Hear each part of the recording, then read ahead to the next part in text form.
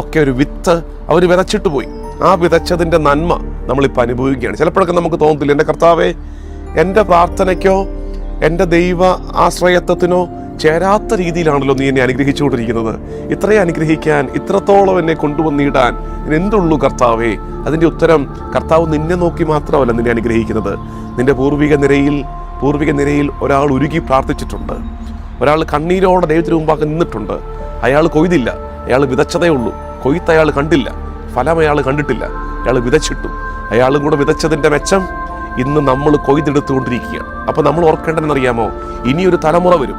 ഇനിയൊരു തലമുറയ്ക്ക് ദൈവാനുഗ്രഹത്തിൻ്റെ കൊയ്ത്ത്, ദൈവാനുഗ്രഹത്തിൻ്റെ വിളവെടുപ്പ് അനുഭവിക്കണമെങ്കിൽ ഇന്ന് നമ്മൾ ചില വിതയ്ക്കലുകൾ നടത്തണം.